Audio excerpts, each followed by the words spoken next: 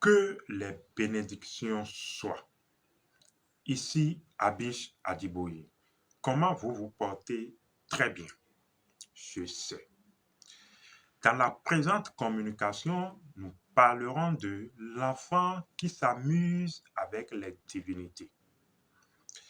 Surtout si vous venez de nous rejoindre, restez avec nous jusqu'à la fin.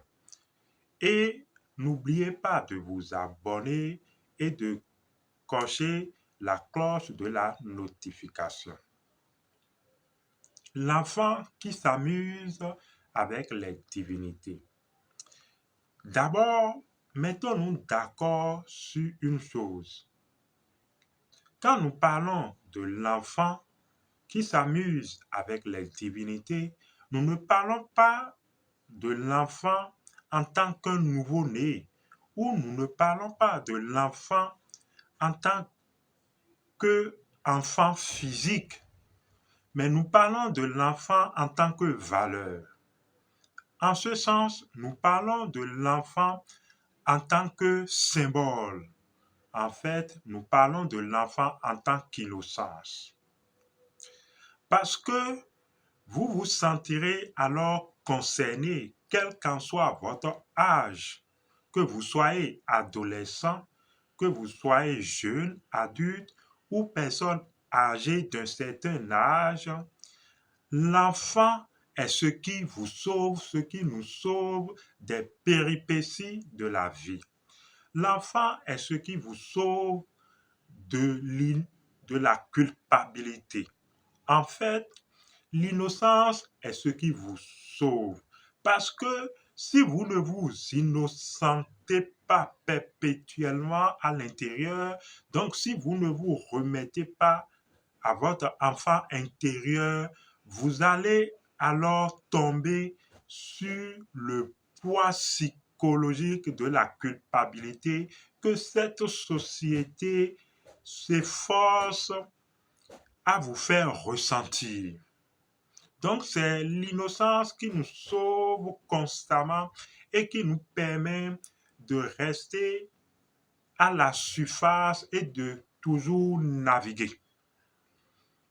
Si on est d'accord donc que nous parlons de l'innocence dont l'enfant n'est qu'un symbole et que nous sommes tous concernés quand nous parlons donc de l'enfant qui s'amuse avec les divinités, alors maintenant, comment est-ce que l'enfant s'amuse avec les divinités?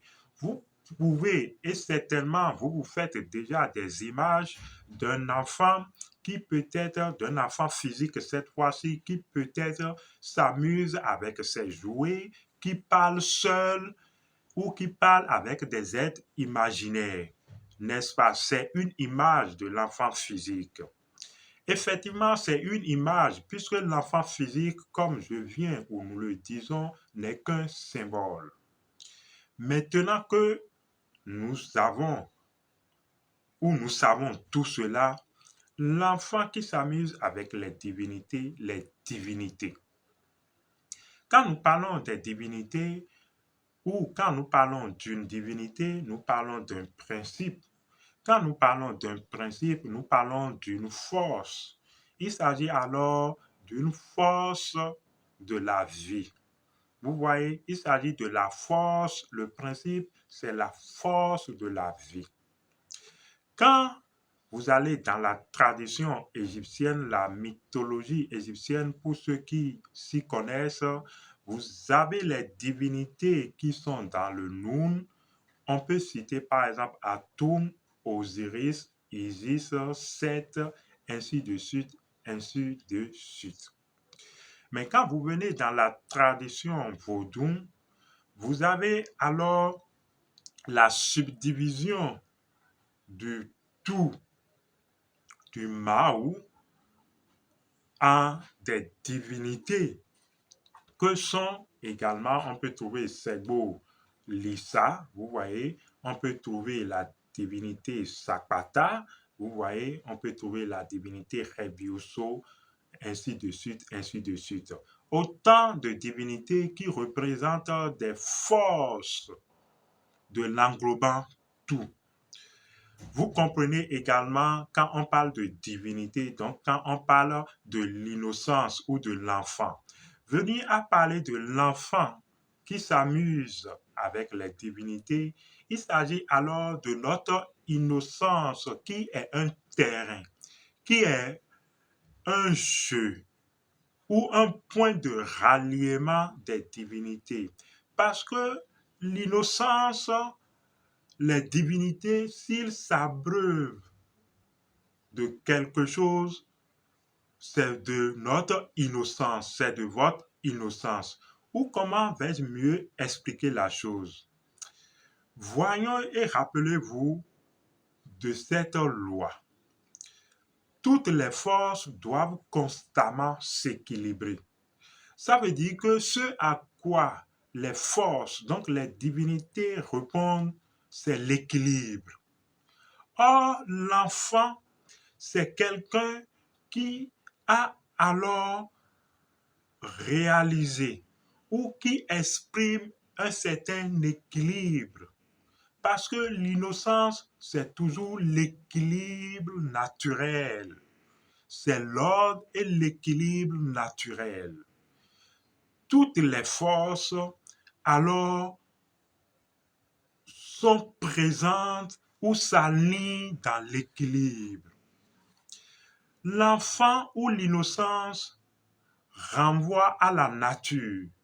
Toute chose à l'état naturel est neutre et répond à cette innocence. L'enfant également, quand on parle des initiés dont le symbole est l'enfant, c'est des gens qui se sont harmonisés à un certain niveau, à un certain degré donné avec la nature. Rappelez-vous que dans la tradition judéo-chrétienne, on dessine Marie ou la mère Marie qui garde l'enfant en train d'allaiter l'enfant, ce qui n'est qu'une représentation, un symbole qui renvoie à une originalité dans l'Égypte où on retrouve alors Isis en train de donner du lait, qui en train de donner du sein, les seins qui sont synchronisés ou en synchronisation avec le noyau de la terre. Donc les seins alors qui donnent ou qui déversent l'énergie tellurique du noyau de la terre à un certain degré de transformation. Donc, c'est un peu comme la mère terre, Isis qui nourrit son enfant. Donc, Isis qui nourrit ses enfants. L'initié est un enfant d'Isis, un enfant de la nature. Donc, l'initié boit constamment du lait de la nature. En fait, c'est dans l'équilibre des lois et des forces naturelles que l'initié évolue. Parce que l'initié ne peut trouver son équilibre à lui-même que dans l'observation de l'équilibre naturel des forces. Ainsi, l'initié qui réalise cet équilibre intérieur devient un point de ralliement, d'accord et de déploiement des forces des divinités. On retrouve alors les divinités qui s'abreuvent, qui se rallient et se déploient constamment dans cet équilibre naturel de l'initié. Alors, l'initié est tranquille. L'initié n'a plus peur. Quand vous êtes quelque part où on parle d'une force, d'une divinité, vous n'avez pas peur. Vous n'avez aucune crainte de l'agissement et du déploiement de cette force ou de la manifestation de cette force. Parce que quand les forces elles-mêmes se manifestent, elles doivent tenir l'équilibre.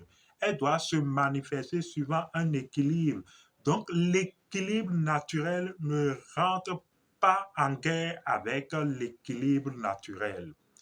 L'équilibre ne se contredit ni ne se combat pas. Mais puisque l'initié est équilibré et répond à cet équilibre naturel des forces, même dans leur manifestation, les forces respectent l'équilibre de l'initié en place. Donc l'initié est calme et à l'aise.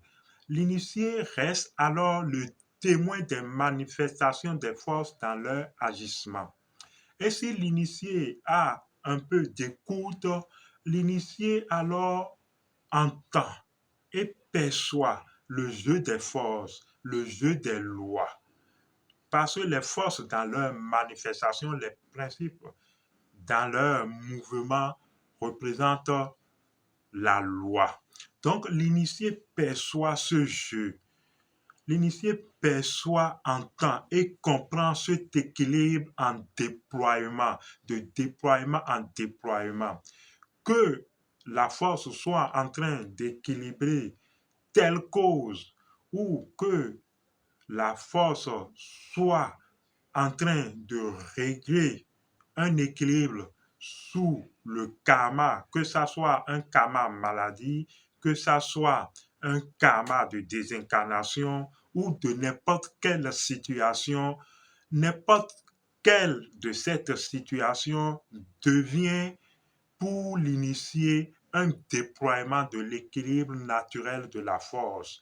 Donc, l'initié n'est pas là pour lutter contre l'équilibre naturel de la force. L'initié s'aligne à l'équilibre naturel de la force. Et si l'initié doit agir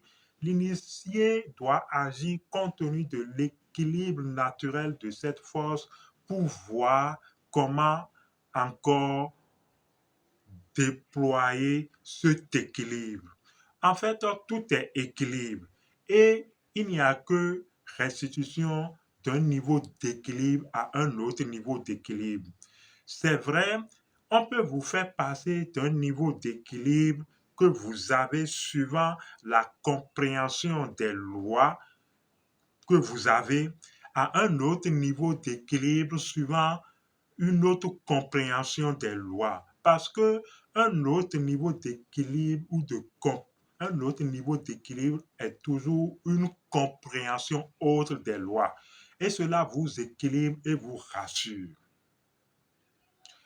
Vous voyez donc que l'initié constamment est le jeu de déploiement. Et l'initié, en écoutant, en faisant attention aux forces, en fait, devient ce point de ralliement, de jeu, de déploiement des forces. Et l'initié observe, sourit et voit tout ce déploiement, cette manifestation de la vie à travers l'équilibre naturel que l'initié incarne et représente. Et l'initié sourit. Les forces alors viennent dans leur déploiement à l'initié, dans leur déploiement bien sûr, puisque le principe étant la permanence, le déploiement du principe est, ou le mouvement du principe est loi. Vous voyez, donc les forces dans leur déploiement viennent à l'initié, où l'initié perçoit et ressent toujours le déploiement des forces qui est un équilibre. Et puisque lui-même, il est déjà un équilibre naturel, la nature ressent la nature. La nature contemple et assiste à cet équilibre naturel, à ce déploiement d'équilibre, à ce déploiement des forces qui constamment recherchent leur équilibre. L'enfant qui s'amuse avec les divinités. Et si votre équilibre répond au déploiement d'une force, vous devenez un canal d'expression de la force. Vous devenez un messager de la force et vous percevez et ressentez toujours ces choses. Vous voyez, c'est ainsi même que quand vous collaborez avec des gens qui ont une certaine force d'incarnation, vous vous sentirez toujours paisible. Vous ne vous sentirez pas affolé parce que vous êtes équilibré. Votre innocence est préservée.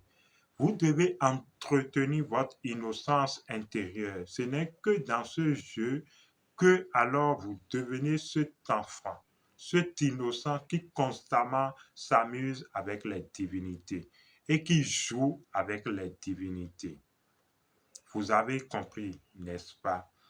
Il n'y a pas donc de crainte à avoir si vous êtes équilibré et que vous faites preuve constamment d'innocence.